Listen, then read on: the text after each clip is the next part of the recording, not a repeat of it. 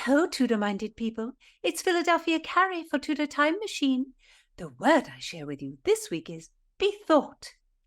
When I was a young maid, I was full of vigour. I relished climbing a tree, and when the spirit struck, I used my legs to run very, very fast over hills and across the fields. Oh my, it did distress all those who loved me. Off my mother would cry, but I cared nothing for her tears. She had many children, 11 who lived, but she was often away, for she was a member of the Privy Chamber to Elizabeth I. She was sure that I too would want to serve this great queen, and I could not do so if I were always running about. And so I bethought me, and came to see that indeed to serve the queen was an honour. Once I decided such a thing, I could not drumble. I learned Latin and the lute and to dance, and I read many treatises, for I knew I must present myself well if I were to be in the retinue of our great queen. And did Elizabeth choose me? She did indeed. Bethought. How now, Tudor files? What think you? If you're new here, I'm Gage. I'm Jessica. And we're here with Philadelphia Carrie for Tudor Word of the Week. Don't miss a word, and listen to the Tudor Time Machine Story Project. So diverting. Subscribe on YouTube and give me a like. Tudor files are an amazing bunch. Every one of you has the wit of Rosalind and the heart of Cordelia. Can you give us the spelling of bethought, Philadelphia? It is spelled Bethought, and it is one word. And bethought means to consider, to ponder on, to meditate. It is a word that you must use to refer to yourself. I bethought me, for example. Yes, it's reflexive. Sure, and Shakespeare people are always saying, I do bethink me, or now I bethink me. And these reflexive words, they're very interesting rhythmically. We don't really use them so much, but in other languages, of course, they're still really common. And our example of this word is not from Shakespeare, but from a writer that's less well known, Martin Marprelate. Very much less well known. But at the time, everybody read Martin Marprelate, if you can believe it. He was a satirist, and he was an incredible wordsmith. He really mocked the elite members of the Anglican Church. And, that was a big subject matter at the time. He wrote satire about how corrupt the Church of England was, how brutal, and of course, this made authorities absolutely furious. And the way he wrote was so engaging that everyone in London wanted to read the pamphlets, even if they didn't agree with him, because they're so funny. He used nonsense language, a gossipy voice, bathroom humor, protest language, and lots of cursing. And he mixed it all together so he would appeal to everyone. Yeah, because he didn't want his pamphlets just to be read by the members of the Anglican Church or the Anglican Church elite, the bishops and people like that. He wanted these pamphlets to be read by everybody. He wanted the common people, or those that could read, of course, to read what he had to say about how the church was failing them. And weirdly, given the preconceptions we have about Puritans and the way Marprelate wrote with humor and kind of bathroom humor and all that stuff, he actually was pushing Puritanism.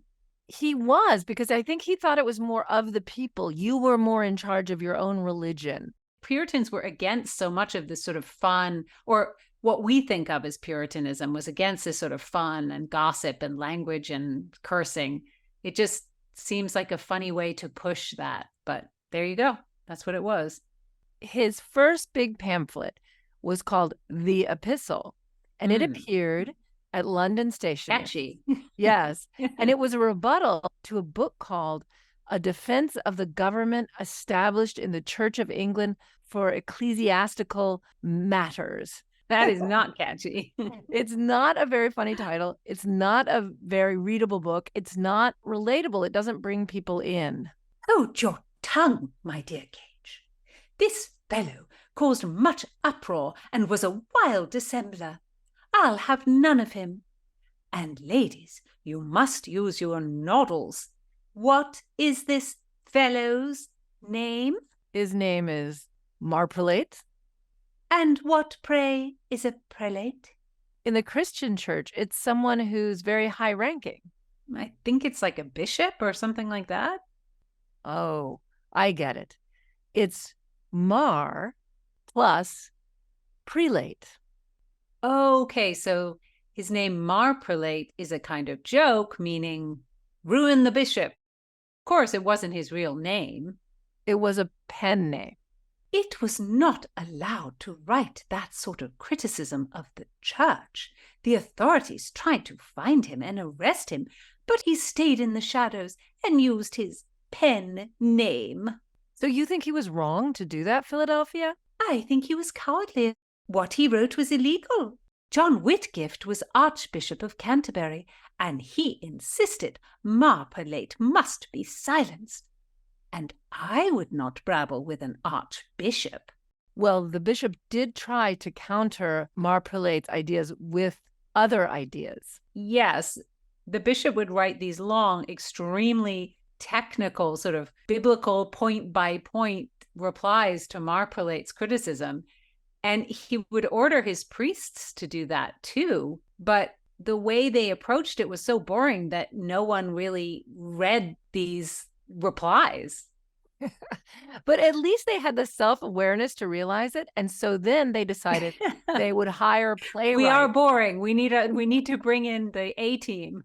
Yes. So they hired playwrights to write some responses that would engage people. They hired these popular playwrights, John Lilly, Robert Greene, who was also a pamphleteer himself, and Thomas Nash, the university wits, as they were called, because the authorities wanted these playwrights who knew how to engage common people to be as interesting as Marprelate was.